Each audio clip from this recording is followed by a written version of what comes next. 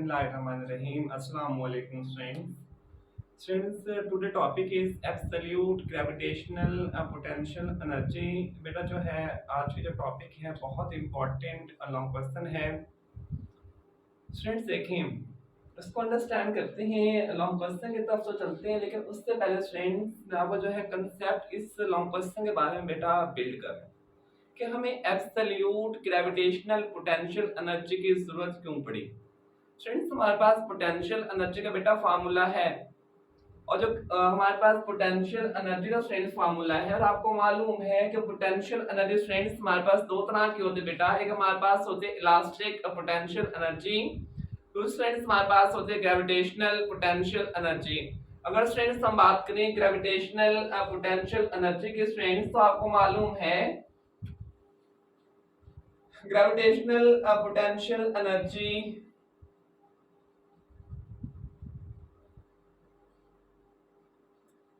तो स्ट्रेंथ हम इसको डिफाइन कर सकते हैं energy stored in a body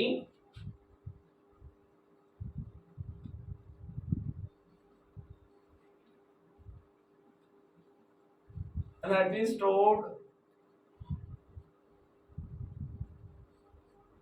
in a body due to its position or height is called gravitational potential energy. Strength suppose करें हमारे पास किसी भी ऑब्जेक्ट को बेटा अगर हम अर्थ की सरफेस से आप सर्टेन हाइट h तक बेटा अपलिफ्ट करते हैं, तो उसके अंदर स्ट्रेंथ जो एनर्जी स्टोर्ड होगी उसको हम नाम देते हैं ग्रेविटेशनल पोटेंशियल एनर्जी. स्ट्रेंथ हमें कैसे पता चलेगा कि उस बॉडी के अंदर बेटा एनर्जी स्टोर्ड हो चुकी है. देखें अगर मैं इसको अर्थ के सरफेस से आप सर्टेन हाइट h तक बेटा अपलिफ्ट करता हूं, अगर स्ट्रेंथ आप देखना चाहें क्या इस बॉडी के अंदर बेटा एनर्जी स्टोर्ड हुई है या नहीं हुई, तो फ्रॉम दैट हाई स्ट्रेंथ अगर उस ऑब्जेक्ट को बेटा हम करें रिलीज, तो उसने खुद ब खुद ऑटोमेटिकली जमीन की ग्रेविटी से क्या करेगी बेटा हमारे पास पुल करेगी. मींस कि आपने वर्क डन किया स्ट्रेंथ उसके अंदर एनर्जी की फॉर्म में स्टोर्ड हो गया. जैसा आप उसको रिलीज करने उसने खुद ब खुद स्ट्रेंथ ऑटोमेटिकली बेटा क्या करना है, मूव करना है. और स्ट्रेंथ इस ग्रेविटेशनल पोटेंशियल एनर्जी का स्ट्रेंथ हमारे पास फार्मूला है. वो स्ट्रेंथ फार्मूला क्या है? स्ट्रेंथ फार्मूला ये है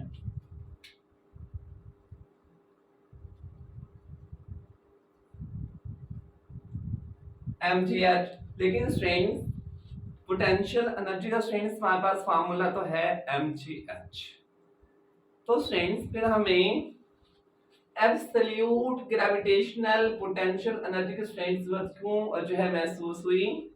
हालांकि हमारे पास पोटेंशियल एनर्जी का फार्मूला तो है, फिर हमें एब्सोल्यूट पोटेंशियल एनर्जी का फार्मूला क्यों ड्राइव करना पड़ा? साइंटिस्ट को इस बात की जो है स्ट्रेंथ क्यों जरूरत महसूस हुई, तो उसको देखते हैं. स्टूडेंट्स देखें अच्छा एक और बात कि हमारे पास ये है ग्रेविटेशनल पोटेंशियल एनर्जी, तो स्टूडेंट्स हमारे पास होती है इलास्टिक पोटेंशियल एनर्जी.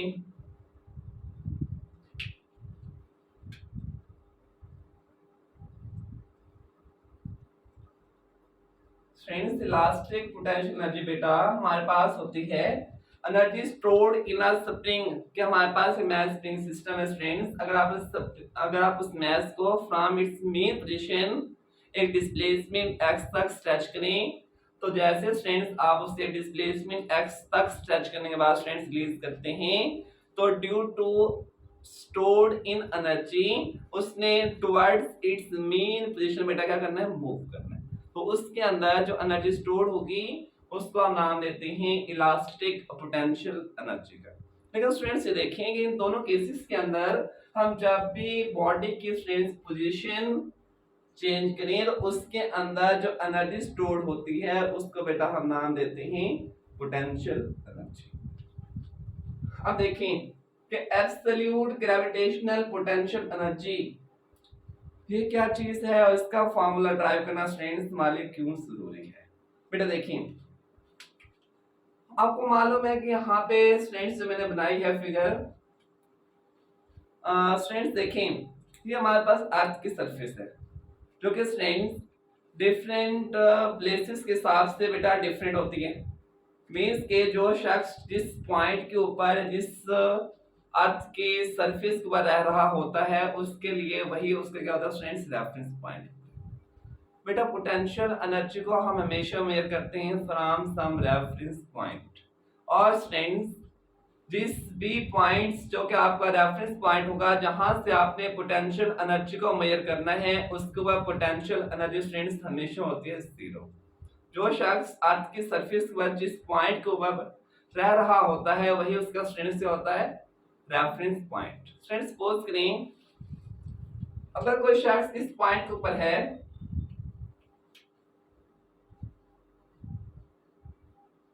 तो स्टूडेंट्स यहाँ पे इसके बाद बेटा सपोज कर लें इमेजिन करें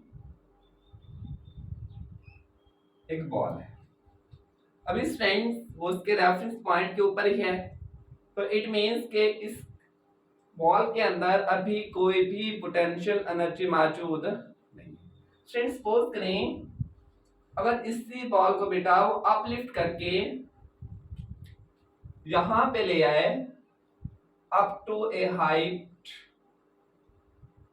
h, तो स्टूडेंट्स हम कह सकते हैं कि इसके अंदर एक पोटेंशियल एनर्जी बेटा क्या हो चुकी है स्टोर्ड हो चुकी है। जितनी हाइट ज्यादा होगी स्टूडेंट्स उतनी पोटेंशियल एनर्जी भी ज्यादा। हम कह सकते हैं इस केस में पोटेंशियल एनर्जी बेटा आपकी इंक्रीज हुई है तो हम कह सकते हैं कि इस केस में स्टूडेंट्स पोटेंशियल एनर्जी बेटा क्या होगी पॉजिटिव। अगर स्टूडेंट्स सपोज कर लें कि कोई शख्स को इस पॉइंट इस प्लेस के ऊपर रह रहा हो मींस कि स्टूडेंट्स इसका रेफरेंस पॉइंट बेटा ये वाला है कि सपोज कर लें कोई और शख्स है या और कोई फेलो है जिसका रेफरेंस पॉइंट बेटा हमारे पास ये वाला है। अगर स्टूडेंट्स उसका रेफरेंस पॉइंट ये वाला है तो इट मींस स्टूडेंट्स इसके लिहाज से इस बॉडी के अंदर पोटेंशियल एनर्जी मौजूद है लेकिन स्टूडेंट्स इस शख्स के लिहाज से इस बॉडी के अंदर कोई पोटेंशियल एनर्जी मौजूद नहीं है क्योंकि स्टूडेंट्स हमारे पास जो बॉल की पोजीशन है with respect to that person हमारे पास स्टूडेंट्स क्या है h is 0। स्टूडेंट्स दूसरी बात अगर बेटा इसी बॉल को हम इस पॉइंट को पर ले आए अब देखें स्टूडेंट्स इस पर्सन के लिहाज से इस बॉल के पास जो पोटेंशियल एनर्जी बेटा हमारे पास वो क्या है नेगेटिव है। मींस पोटेंशियल एनर्जी क्या हो चुकी है इस केस में डिक्रीज कर चुकी है।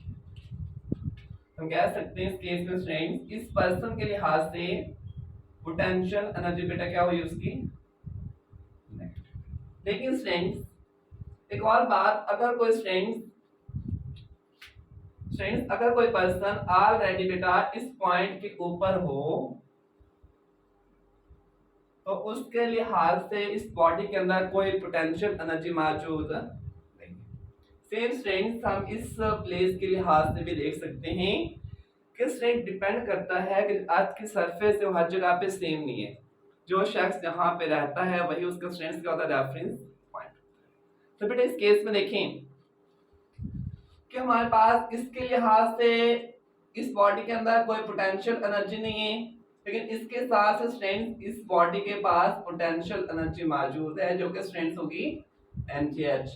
और स्ट्रेंथ देखें इस पर्सन के लिहाज से इस पॉइंट के इस बॉडी के पास कोई पोटेंशियल एनर्जी नहीं है लेकिन स्ट्रेंथ अगर इस पर्सन के लिहाज से बात करें तो इस बॉडी के पास नेगेटिव पोटेंशियल एनर्जी मौजूद है। सेम स्ट्रेंथ अगर कोई पर्सन यहाँ पे है तो स्टूडेंट्स हम कह सकते हैं कि इसके लिहाज से इस बॉडी के पास अभी कौन सी energy students positive potential energy बेटा मौजूद है। तो स्टूडेंट्स आपने देखा कि हमारे पास अर्थ की सरफेस को बेटा जो पोटेंशियल एनर्जी हमने देखी वो place to place students same नहीं आती। वहां पे बेटा हमारे पास रेफरेंस पॉइंट का मसला आ रहा है। मीन्स के किसी पर्सन के हिसाब से अगर वो देखें तो उसके पास पोटेंशियल एनर्जी है तो उसी रेफरेंस पॉइंट के लिहाज से अगर किसी और पर्सन के साथ बेटा देखें तो उसके पास पोटेंशियल एनर्जी मौजूद है। तो स्टूडेंट्स हम ये कह सकते हैं कि अगर हम अर्थ की सरफेस को रेफरेंस पॉइंट मान लें तो पोटेंशियल एनर्जी स्ट्रेंथ उसका जो स्ट्रेंथ हमारे पास फार्मूला है वो सबके लिहाज से बेटा सेम नहीं है, बल्कि स्ट्रेंथ क्या है पोजीशन के हिसाब से बेटा रिलेटिव है। दूसरी बात स्ट्रेंथ, तो ये मसला आता है कि हमारे पास इस फार्मूले को स्ट्रेंथ हम इसलिए इस्तेमाल नहीं कर सकते। एक स्ट्रेंथ हमारे पास किसका मसला आता है बेटा, इसके अंदर रेफरेंस पॉइंट का मसला। दूसरा स्ट्रेंथ देखें, इसके अंदर बेटा हमारे पास जी जो कि स्ट्रेंथ क्या है भला, ग्रेविटेशनल एक्सेलरेशन है। स्टूडेंट्स आपको मालूम है कि पोटेंशियल एनर्जी का ये वाला फार्मूला ओनली एप्लीकेबल है नियर द सरफेस ऑफ अर्थ।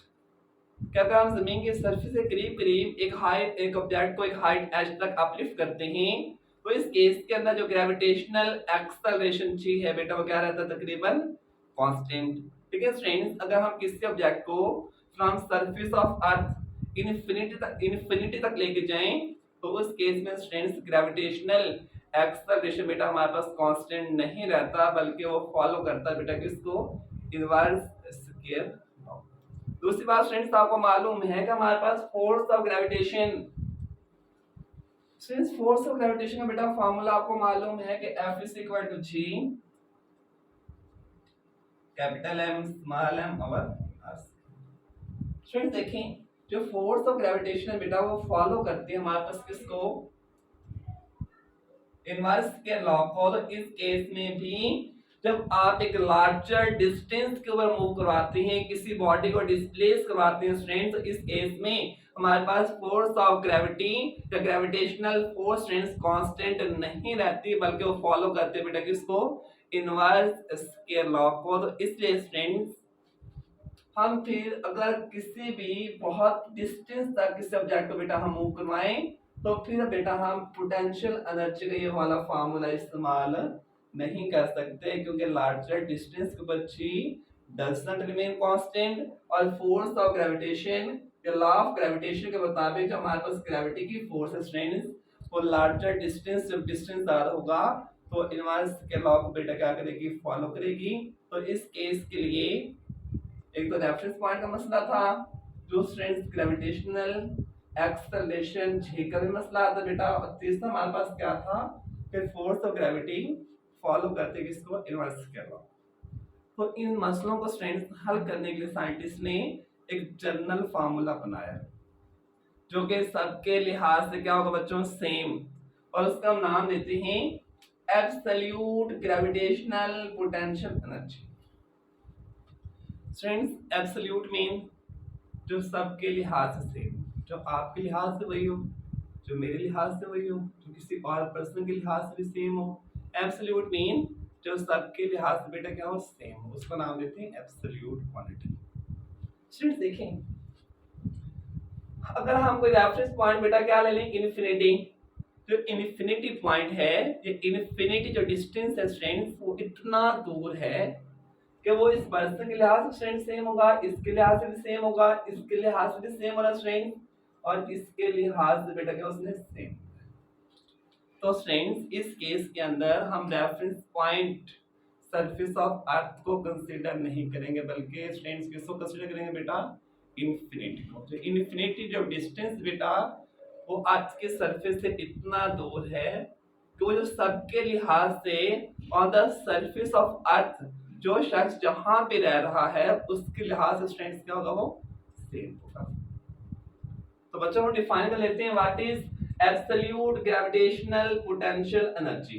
तो देखें बच्चों अब इस केस में स्ट्रेंथ क्या होता है, इस केस में हम किसी भी ऑब्जेक्ट को from surface of earth up to that height तक बेटा क्या करते हैं, अपलिफ्ट करते हैं। ठीक है स्टूडेंट्स, एब्सोल्यूट के अंदर हमारा रेफरेंस पॉइंट क्या है स्टूडेंट्स, इन्फिनिटी। तो इसके लिए हमने क्या करना है, एब्सोल्यूट ग्रेविटेशनल पोटेंशियल एनर्जी को आपने किस तरह डिफाइन करना, देखें students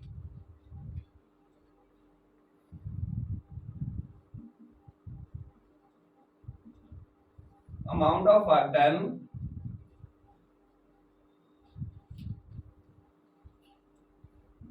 to displace the object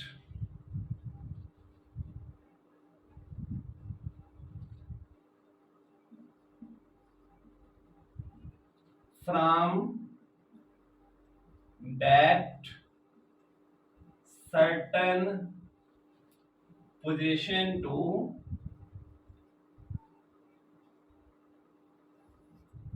infinity where force of gravity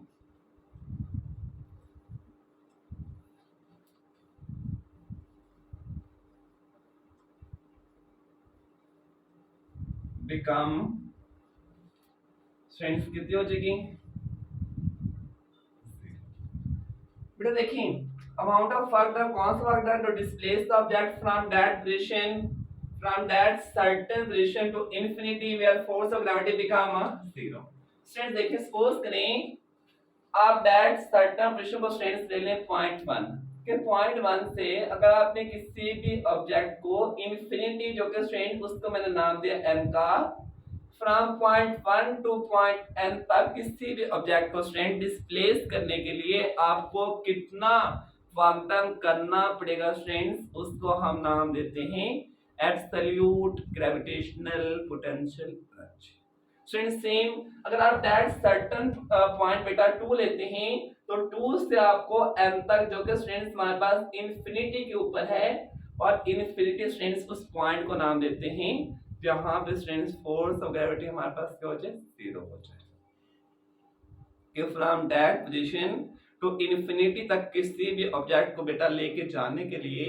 आपको कितना वर्क डन करना पड़ेगा उसको हम नाम देते हैं एब्सोल्यूट ग्रेविटेशनल पोटेंशियल एनर्जी इसी का स्टूडेंट्स हमने फार्मूला क्या करना बेटा टाइप करना चलते हैं स्टूडेंट डेरिवेशन की तरफ देखिए स्टूडेंट्स इसको लेते हैं कि आपने ऑब्जेक्ट को डिस्प्लेस करना है from point 1 to up to infinity जिसको आपने नाम दिया m और स्टूडेंट्स हमारे पास force of gravitation between two masses follow करती है बेटा इनवर्स के लॉ और इनवर्स के लॉ स्टूडेंट्स आप जानते हैं F is equal to G mass of that object mass of earth distance between two masses students देखें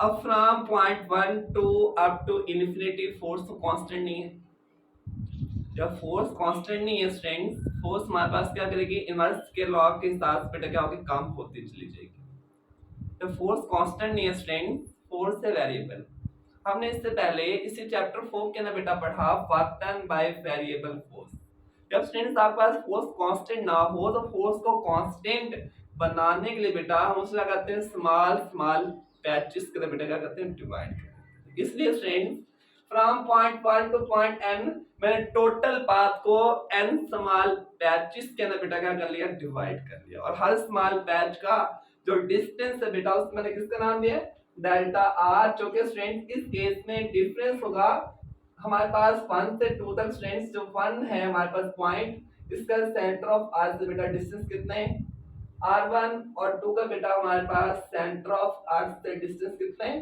r2 और इन दोनों का अगर हम देखेंगे पॉइंट 1 से आपने पॉइंट 2 तक कितना डिस्टेंस कवर किया तो उसको स्टूडेंट्स हम नाम दे सकते हैं डेल्टा r और स्टूडेंट्स इस केस में डेल्टा r बेटा इक्वल होगा हमारे पास किसके r2 माइनस स्टूडेंट्स हम देखा कि हमारे पास फोर्स कांस्टेंट नहीं है बेटा वो फॉलो करती है इनवर्स के लॉ को अगर फोर्स कांस्टेंट नहीं है तो स्टूडेंट्स फोर्स को बेटा हमें बनाना है कांस्टेंट तो उसके लिए हमें क्या करना है कि पॉइंट 1 से पॉइंट n तक जो टोटल आपका डिस्टेंस उसको स्मॉल पैचेस का बेटा क्या करना डिवाइड करना हर स्मॉल पैच के नाम अज्यूम करेंगे फोर्स तकरीबन बेटा हमारे पास क्या है कांस्टेंट है तो स्टूडेंट्स देखिए अप टू 1 टू n जो टोटल है उसको मैंने स्मॉल n पैचेस के अंदर क्या करना स्टूडेंट्स डिवाइड जो पहला पैच बनेगा बेटा 1 ये स्टूडेंट्स 2 उसके ऊपर स्टूडेंट्स क्या बनेगा 3 अप टू n और n से नीचे स्टूडेंट्स क्या बनेगा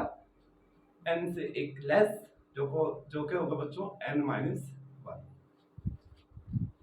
स्टूडेंट्स जो हमारे पास पॉइंट 1 है इसके सेंटर ऑफ अर्थ से डिस्टेंस कितने r1 और 2 का स्टूडेंट्स कितना बनेगा r2 स्टूडेंट्स हमने 1 एंड 2 के दरमियान मिड में एक और पॉइंट लिया और उसका जो डिस्टेंस है फ्रॉम सेंटर ऑफ अर्थ, उसको बच्चों मैंने नाम दिया किसका, अर्थ। और इन दोनों जो पैचेस हैं 1 से 2 तक आपने कितना डिस्टेंस बॉडी को डिस्प्लेस करवाना है, उसको स्ट्रेंथ नाम दिया डेल्टा आर, जो कि स्ट्रेंथ डिफरेंस होगा R2 माइनस R। तो चलते हैं स्ट्रेंथ इसके मैथमेटिकल डेरिवेशन की। स्टूडेंट देखें, जो हमारे पास डिस्टेंस r है ये 1 and 2 का बेटा मिड है। तो अगर किसी भी चीज का हम मिड लें या उसका एवरेज लें तो स्ट्रेंथ हम क्या करते हैं, उन दोनों वैल्यूज को ऐड करते हैं और 2 के ऊपर बेटा क्या करते हैं, डिवाइड करते हैं। हमारे पास r कितना आ जाएगा यहाँ पे, r1 plus r2 divide by strength. Further देखें स्ट्रेंथ, आपको मालूम है कि डेल्टा r ये स्ट्रेंथ इक्वल है हमारे पास R2 माइनस R। स्टूडेंट्स अगर यहां से हम R2 निकालें, डेल्टा R प्लस स्ट्रेंथ, तो आपने करना यह है कि R2 की वैल्यू बेटा इस इक्वेशन के अंदर जो है पुट कर देनी है। R is equal to R1 delta R plus R1 divided by strength R1 plus delta R plus strength R1 divided by 2। R1 plus R1 strength क्या बनेगा, 2R1 plus delta R divided by strength. आपने क्या करना है, 2 को divide कर देना है इस इक्वेशन को, इस वैल्यू को ऊपर स्ट्रेंथ, इसको डिवाइड करना बेटा हमारे पास बनेगा ये 2R1 divided by 2 plus delta R divided by 2 के साथ 2 कैंसिल हो जाएगा, ये हमारे पास बनेगा R is equal to R1 plus delta R divided by. Students देखिए हमारे पास फोर्स ऑफ ग्रेविटेशन बेटा यहाँ पे डिस्टेंस क्या है, स्क्वायर। उस स्क्वायर के लिए स्टूडेंट्स हमने बोथ साइड का इस इक्वेशन क्या लेना है, स्क्वायर लेना है। तो हम इस लिख सकते हैं taking square from both sides के बेटा आप स्क्वायर ले लें, R1 plus delta R over 2 इसका strength square. A plus B whole के स्क्वायर का बेटा फार्मूला ऊपर कर दें, R1 का स्क्वायर प्लस 2 स्ट्रेंथ फार्मूले वाला, एक वैल्यू हमारे पास 1, B की value strength delta R over. यहाँ पे स्ट्रेंथ देखें R का स्क्वायर, ये R1 का स्क्वायर बनेगा हमारे पास डेल्टा R का square divided by strength 4 plus बेटा 2 के साथ 2 कैंसिल हो जाएगा, यहाँ पे बनेगा R1 साथ में डेल्टा R। नेक्स्ट स्ट्रेंथ आपने क्या करना है, नेक्स्ट स्ट्रेंथ आपने करना ये है डेल्टा R हमारे पास किसको है बेटा, R2 माइनस R1, तो इसकी वैल्यू को प्लेस कर दें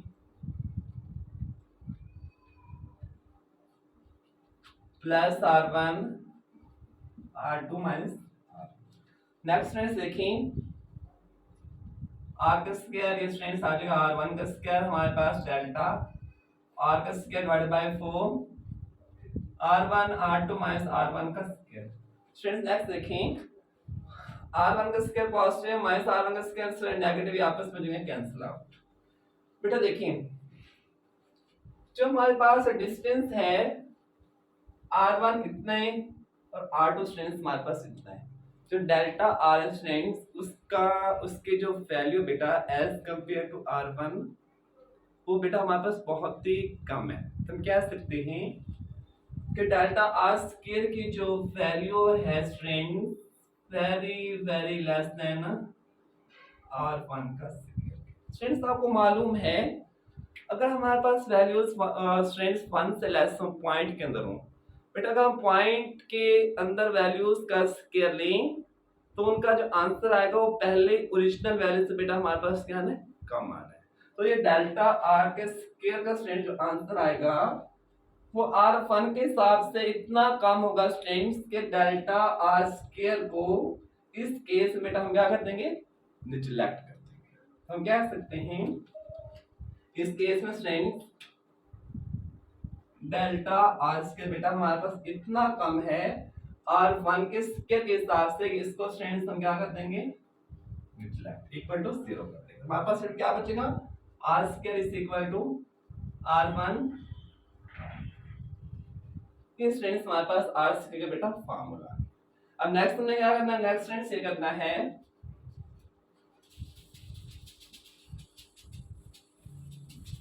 स्टूडेंट्स हमने करना क्या है, करना बेटा ये है कि हमने फैक्टर फाइंड करने, कहां से कहां तक हमने पॉइंट 1 से पॉइंट 2 तक जो ऑब्जेक्ट को डिस्प्लेस करवाया स्टूडेंट्स, उसके लिए हमें कितना वर्क डन करना पड़ा स्टूडेंट्स, उस वर्क डन को हमने क्या करना है, फाइंड करना है। तो मैं यहाँ पे हेडिंग दे रहा हूँ, work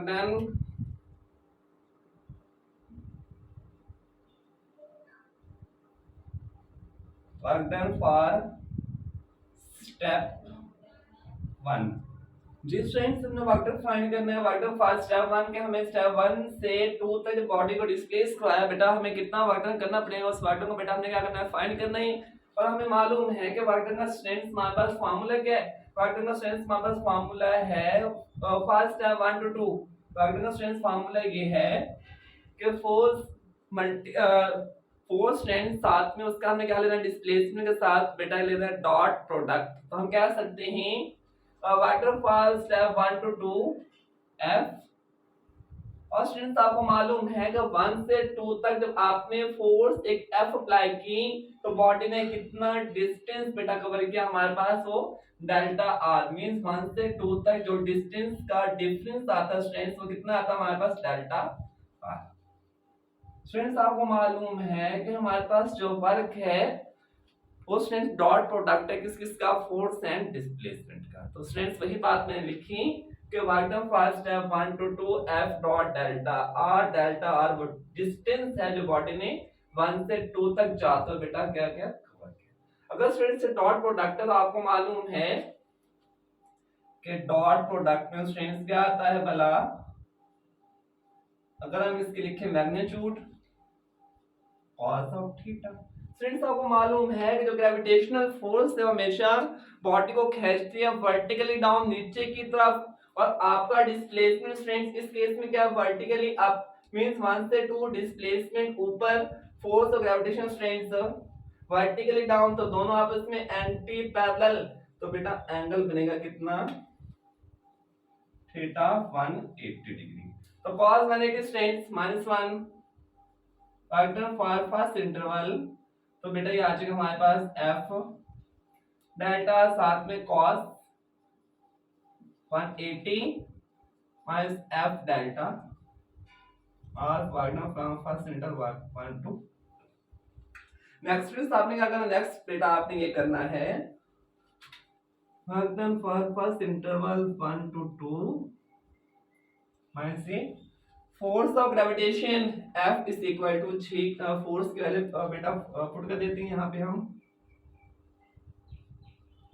G capital M small m और R का स्क्वायर। और स्टूडेंट्स आपको मालूम है कि डेल्टा R जो कि स्टूडेंट्स इक्वल है R2 माइनस R1। नेक्स्ट आ जाए students work done for first interval 1 to 2। Students r square बेटा आपने कितना फाइंड किया, r1 r2 के इक्वल, तो इसकी वैल्यू को यहां पे प्लेस कर,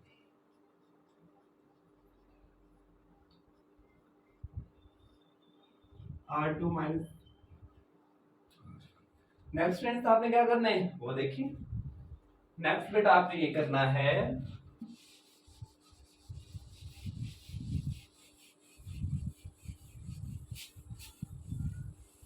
इसी फॉर्मूले को बेटा लिख लेते हैं यहाँ पे, work done for first interval 1 to 2 is equal to minus G capital M small m over r1 r2 into r2 minus r। आपने करना ही है कि यहाँ पे हमारे पास जो फैक्टर है डिनोमिनेटर में r1 r2 को स्ट्रेंथ, इस इक्वेशन को बेटा क्या कर देना है, डिवाइड कर देंगे। देखें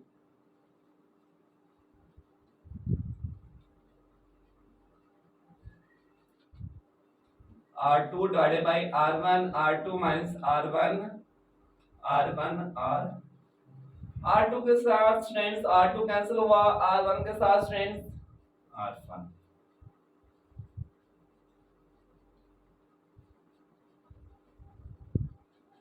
ये स्टूडेंट्स बनेगा 1 ओवर R1 माइनस 1 ओवर। ये स्टूडेंट्स आपने फाइंड किया work done to displace subject from point 1 to point n। तो सेम स्टूडेंट्स अगर हमने फाइंड करना टोटल वर्क डन के 1 से अप टू इंफिनिटी, हमें टोटल कितना वर्क करना पड़ेगा, तो उसके लिए स्टूडेंट्स हमारे पास n स्मॉल पैचेस हैं। तो n स्मॉल पैचेस हैं स्टूडेंट्स, क्या n स्मॉल पैचेस के लिए हमें सब पैच का अलग अलग वर्क डन फाइंड करना पड़ेगा। स्टूडेंट्स एक का हमने फाइंड किया, वो भी काफी लेंथी हो गया, तो उसके लिए स्टूडेंट्स हम चीजों को कर लेते हैं बेटा जनरलाइज। किस तरह स्टूडेंट्स देखें, नेक्स्ट हमारे पास वर्क डन आएगा फ्रॉम 2 टू 3, नेक्स्ट आएगा 3 to 4, 4 to 5 up to so on. तो नेक्स्ट स्टूडेंट्स हम ये कह सकते हैं work done from 2 to 3। Student देखें 1 से 2 तक जाते हुए हमारे पास R1 पहले और R2 बेटा बाद में, सेम 2 टू 3 R2 पहले और R3 स्टूडेंट्स बाद में। तो देखिए -3 capital M small m 1 over R2 minus 1 over same students work done from 3 to 4 students कितना आएगा 1 over R3 minus 1 over R4। Same student last step के लिए, लास्ट स्टेप क्या है n minus 1 up to n। तो देखिए बच्चों n minus 1 means कि n से एक जो लेस होगा वो इससे नीचे, अगर n हमारे पास 100 है तो n माइनस 1 स्टूडेंट्स कितना होगा 99। n minus 1 up to students n, तो ये कितना आ जाएगा स्टूडेंट्स, आ जाएगा -3 capital M small m students यहाँ पे आ जाएगा और n minus 1 over students r। बच्चों हमें करना क्या है, हमें तो चाहिए total work done from 1 to n। तो उसके लिए टोटल के स्टूडेंट्स हम क्या करेंगे, हर इंडिविजुअल जो स्टेप है उसका जो वर्क डन स्टूडेंट्स उनको क्या कर देंगे बेटा ऐड कर देंगे, हमारे पास आ जाएगा टोटल वर्क डन। टोटल के लिए देखें W total work done students equal होगा वर्क डन फ्रॉम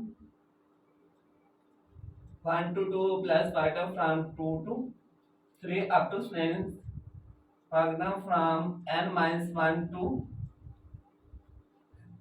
तो बच्चों को देख लेते हैं स्टूडेंट्स, देखें एक बात कॉमन देखें, तो वर्क डन फ्रॉम 1 to 2 इसके अंदर स्टूडेंट्स हमारे पास कितना आ रहा है -3 capital M small m। 2 to 3 के अंदर भी क्या आ रहा है -3 capital M small m।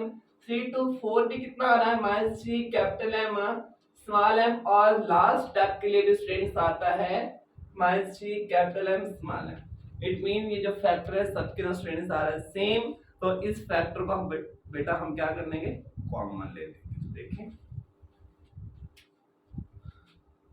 Total work done students इसको कॉमन ले लें,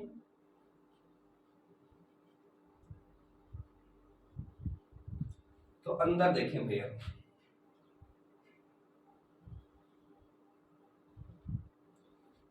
हमारे पास फर्स्ट स्टेप ये वाला स्टूडेंट्स कितना आ जाएगा 1 ओवर R1 माइनस 1 ओवर। उसके बाद स्टूडेंट्स देखिए आपने ऐड करने माइनस स्टूडेंट्स ऑलरेडी बेटा आपने क्या कर लिया कॉमन ले लिया है, तो यहाँ पे बच्चों आएगा प्लस ही, तो प्लस 2 to 3 का कितना आएगा हमारे पास 1 over R2 minus 1 over R। इस तरह सेम स्टूडेंट्स लास्ट के लिए बच्चों कितना आएगा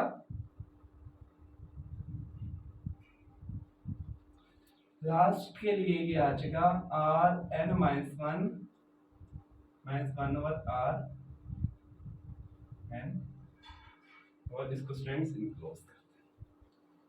बच्चों जब आप इसको ओपन करके लिखेंगे तो total work done -3 capital M small m, ये बच्चों आ जाएगा हमारे पास 1 over R1 minus 1 over R2, इसको ओपन करें plus 1 over R2 minus 1 over R3 up to strength 1 over R n minus 1 over R n whole square strength minus R2 plus 1 over R2 के साथ cancel हो जाएगी। इस तरह same strength कि minus 1 over 3 है ना, इसके जो नेक्स्ट टर्म होगी ना वो प्लस 1 ओवर 3 के साथ कैंसिल हो जाएगी। सो फ्रेंड्स हमारे पास लास्ट और फर्स्ट टर्म के अलावा बाकी सारे टर्म्स क्या हो जाएंगे फ्रेंड्स, कैंसिल आउट हो जाएंगी। तो हमारे पास बचेगा क्या, बचेगा फ्रेंड्स ये टोटल वर्क के लिए फर्स्ट टर्म बचेगी और स्टूडेंट्स ये लास्ट इससे ये वाली जो टर्म है ना, इससे पीछे वाले टर्म के साथ स्टूडेंट्स हो जाएगी कैंसिल आउट हो जाएगी। माइनस 1 ओवर आर ये है जी स्टूडेंट्स आपका total work done. Students total work done के लिए देखें हमारा जो n है वो कहाँ पे लाई करता है बेटा, इंफिनिटी पे। तो हम ये अगर ये डिस्टेंस आर एम का क्या पुट कर दें बेटा, इंफिनिटी पुट कर दें, तो देखें उसके लिए स्टूडेंट्स इसको रेज कर लेते हैं।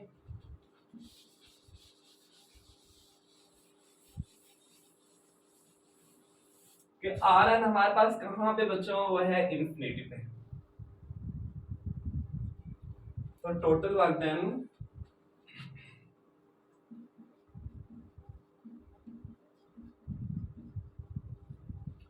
कितना आ जाएगा strength, 1 over r1 minus 1 over infinity. क्योंकि rn की जगह स्ट्रेंथ मैंने क्या पुट किया है, इंफिनिटी, क्योंकि आपने ऑब्जेक्ट को डिस्प्लेस करना है from that point to up to infinity. 1 over infinity strength 0, तो total work done minus G capital M small M 1 over. Students यहाँ पे जो टोटल वर्क डन हुआ है बेटा वो किसकी फॉर्म हुआ है, वो बच्चों हुआ है gravitational absolute gravitational potential energy की फॉर्म में। बच्चों आपको मालूम है अगर इस सब्जेक्ट को बेटा मैं वर्क डन करूं, यहाँ से उठाकर यहाँ पे लेके आऊं, तो मैंने वर्क डन तो किया, लेकिन ये वर्क डन किसकी फॉर्म हुआ है, पोटेंशियल एनर्जी की फॉर्म में। सेम स्टूडेंट्स मैंने 1 से अप टू इंफिनिटी तक जो टोटल वर्क डन किया वो किसकी फॉर्म में हुआ है स्टूडेंट्स, वो हुआ है एब्सोल्यूट ग्रेविटेशनल पोटेंशियल एनर्जी की फॉर्म में। तो W टोटली जो स्टूडेंट्स में लिख सकता हूं क्या भला, UG minus G small m over R1। ये स्टूडेंट्स हमारे पास आ जाएगा एब्सोल्यूट ग्रेविटेशनल पोटेंशियल एनर्जी का फॉर्मूला। स्टूडेंट्स देखें ये R1 क्या शो कर रहा है, R1 स्टूडेंट्स ये शो कर रहा है कि आपने ऑब्जेक्ट को डिस्प्लेस करवाया from R1 up to the infinity. अगर स्टूडेंट्स अगर आप टोटल वर्क डन बेटा फाइंड करना चाहते हैं, अगर आप पॉइंट को लेके जाना चाहते हैं from point to up to infinity, तो यहाँ पे क्या आता, R2 आता। सेम स्टूडेंट्स अगर आप R3 से उसको अप टू इंफिनिटी तक लेके जाते हैं, हमारे पास यहाँ पे स्टूडेंट्स क्या आता, R3 आता। तो हम ये कह सकते हैं फॉर जर्नल एक्सप्रेशन के हमारे पास R कोई सा भी डिस्टेंस हो सकता है। तो देखिए बच्चों फॉर जर्नल एक्सप्रेशन, तो स्ट्रिंग्स जर्नल एक्सप्रेशन के लिए बेटा ये आ जाएगा भाई UG minus G capital M small m our strength simple हमारे पास r कोई सा भी आपका डिस्टेंस बेटा हो सकता है। स्ट्रेंथ ये हमारे पास फार्मूला तब एप्लीकेबल है जब देखें हमारे पास फ्रॉम सरफेस ऑफ अर्थ हमारे पास किसी ऑब्जेक्ट को आप अप टू इंफिनिटी तक डिस्प्लेस करवाते हैं। बेटा देखिए सपोज करें अगर आपका ऑब्जेक्ट स्ट्रेंथ सरफेस के ऊपर ही पड़ा हो, अर्थ की सरफेस के ऊपर ही हो स्टूडेंट, सपोज कर लें वो यहाँ पे है, वो अर्थ की सरफेस के ऊपर ही हो, तो इस केस में फ्रॉम सेंटर ऑफ अर्थ उसका डिस्टेंस कितना बनेगा स्टूडेंट्स, वो तो बेटा बनेगा हमारे पास क्या भला, अर्थ का बेटा रेडियस। हम ये कह सकते हैं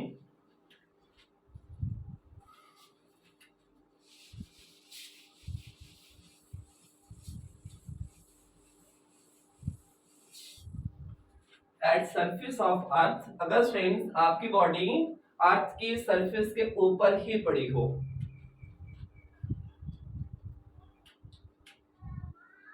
एट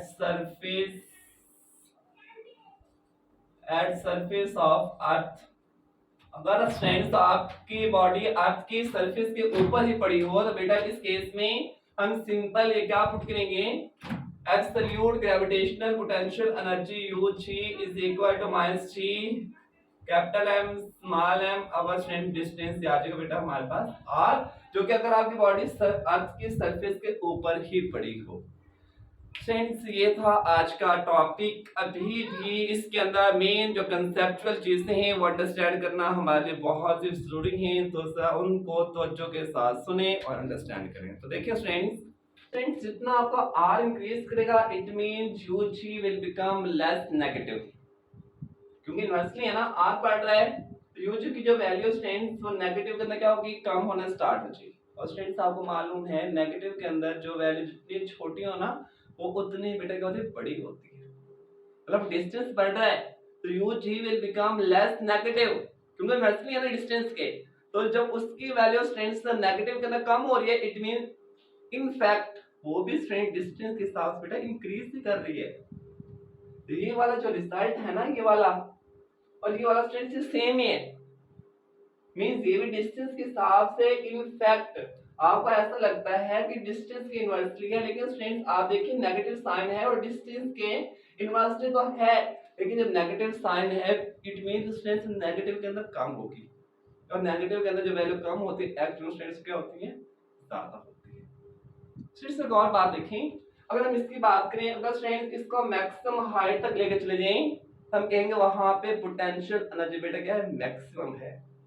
सिंपल मैं बात करूं ग्रेविटेशनल पोटेंशियल एनर्जी की, स्टूडेंट्स अगर इस केस में देखें, अगर आप इसको बेटा लेके चले जाएं इन्फिनिटी पे, इन्फिनिटी के ऊपर हमारे पास जो एब्सोल्यूट ग्रेविटेशनल पोटेंशियल एनर्जी बेटा क्या होगी वो देखें, हमारे पास फार्मूला ये वाला है ना, इन्फिनिटी के ऊपर हमारे पास डिस्टेंस जो है आर एन डिस्टेंस कितना पुट कर देंगे आप, 0। जब आप आर एन बेटा 0 पुट करेंगे तो एट इन्फिनिटी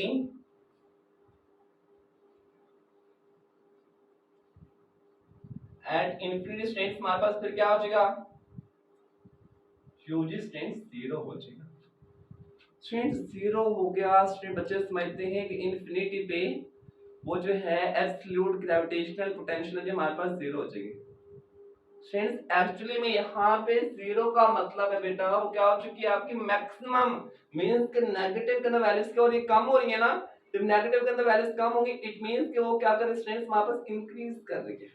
और सेम स्ट्रेंथ आपको मालूम है ये भी मैक्सिमम हाइट पर स्ट्रेंथ क्या होगी, मैक्सिमम ही होगी, तो स्ट्रेंथ ये भी इन्फिनिटी पर जाके होगी बेटा मैक्सिमम ही होगी। और स्ट्रेंथ आपको मालूम होना चाहिए कि अगर सपोज करें ये ऑब्जेक्ट इस हाइट के ऊपर है ना, अगर मैं आपसे कहूंगा इस ऑब्जेक्ट के पास 5 जॉल एनर्जी है तो इसका हमें बताने का कोई फायदा नहीं है। तो स्ट्रेंथ सपोज कर लें इसको उठा के मैं यहाँ पे ले आता हूँ, अब क्या आता है इसके पास 10 जॉल है, इसको बताने का कोई फायदा नहीं। स्ट्रेंथ जो हमारे मकसद के काम की बात होती है ना, हम हमेशा बात करते हैं चेंज इन पोटेंशियल एनर्जी की, चेंज की बात करते हैं। हमारे लिए जो है ज्यादा सूटेबल कौन सा होता है कि एनर्जी के अंदर चेंज लेना। तो देखिए बच्चों यहाँ पे हमारे पास अगर हम और जो change in absolute potential energy बेटा वो हमेशा हमारे पास क्या थे, पॉजिटिव आते हैं। किस तरह स्टूडेंट देखिए हम देखें इन्फिनिटी को बेटा हमारे पास कितने 0 और डिस्टेंस r कोई भी होगा उस पर कितने स्ट्रेंथ हमारे पास से वाले, अगर हम इनकी चेंज इन पोटेंशियल एनर्जी लें तो देखें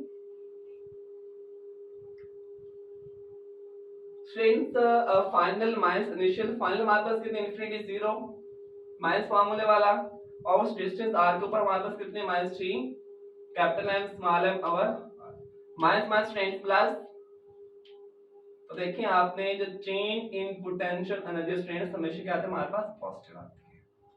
स्ट्रेंथ इन दोनों के अंदर फर्क क्या है, ग्रेविटेशनल पोटेंशियल एनर्जी और एब्सोल्यूट ग्रेविटेशनल पोटेंशियल एनर्जी। इसके जो स्ट्रेंथ आपका रेफरेंस पॉइंट है वो सरफेस ऑफ अर्थ है, और इस केस में स्ट्रेंथ आपका रेफरेंस पॉइंट क्या स्ट्रेंथ इंफिनिटी है, और जो इंफिनिटी है वो इतना दूर है कि वो सबके लिहाज से स्ट्रेंथ का सेम है, चाहे कोई इस मर्जी प्लेस पर खड़ा है ऑन द सरफेस ऑफ अर्थ, चाहे ऊपर खड़ा है चाहे नीचे, सबके लिहाज से उसकी एनर्जी होगी बेटा वो क्या होगी, सेम होगी।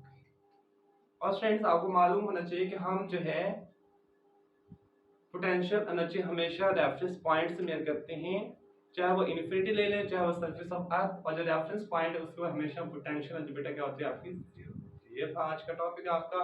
आई होप आज आपको खास सारी चीजें क्लियर हुई होंगी। तो हमें स्टूडेंट्स याद रखिएगा, चैनल को सब्सक्राइब भी कर दीजिएगा। अल्लाह हाफिज।